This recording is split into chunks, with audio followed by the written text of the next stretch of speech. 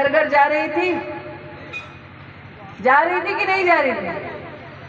7 वाली कॉन्स्टिट्यूंसी है, लोकसभा है, वहां पे सांसद नजर आई? सांसद तो छोड़िए, सांसद के परिजन जो जाकर वोट मांगते हैं, क्या भाई और बहन तब नजर आए जब मौत मंडरा रही थी? भाजपा का कार्यकर्ता क्या घर घर मास्क और सैनिटाइजर लेकर आया था? भाजपा का कार्यकर्ता क्या घर घर हमारी सरकार ने अनाज पहुंचाया था? भाजपा की सरकार ने क्या सभी को वैक्सीन मुफ्त दिलाई? अब दादा जो हाथ उठा के जी बोल रहे हो, उसको दिल पर रखकर बोलो, अगर नामदारों की सरकार होती तो क्या गरीब के पास मुफ्त का अनाज पहुंचता? अगर नामदारों की सरकार होती तो क्या गरीब को मुफ्त का टिक्का मिलता?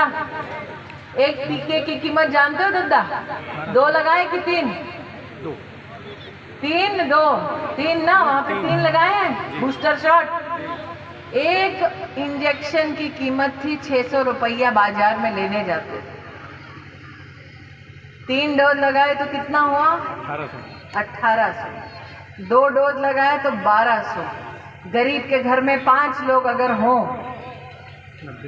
और पीड़ा जानते हैं, और जो प्रधानमंत्री है वो गरीब माँ का बेटा है, वो जानता है कि अगर संसद, सांसद, सरकार और विधायक के बीच में समन्वय हो तो गरीब का एक एक काम करना संभव है। इसलिए आज मुझे अध्यक्ष जी ने वहां पे भाषण में बोला, सतीश ने, कि एक एक जाके गांव में तुम काम गिनवा दोगे। अब मुझे दीदी कहा है, 5 साल धूप हो, बारिश हो, कीचड़ हो, क्या मुझे हाथ जोड़ने की जरूरत है? अगर बहन का मान है तो बहन को आशीर्वाद खुद लोग देंगे, क्योंकि मैंने इतनी तपस्या, इतनी सेवा की।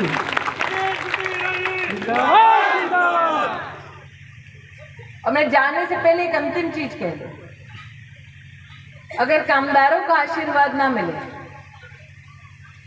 तो उनकी हिम्मत टूटती है। नामदार और लूटते हैं। नामदार का सीना चौड़ा होता है जब परिश्रमी कामदारों को सहयोग नहीं मिलता। और ये वो राजनीतिक पृष्ठभूमि है जो देश को संदेश दे चुकी है कि चाहे कितना बड़ा नेता भी क्यों ना हो, गरीब का काम नहीं करेगा तो गरीब ऊपर से उठा के नीचे धरती पर पटक देगा।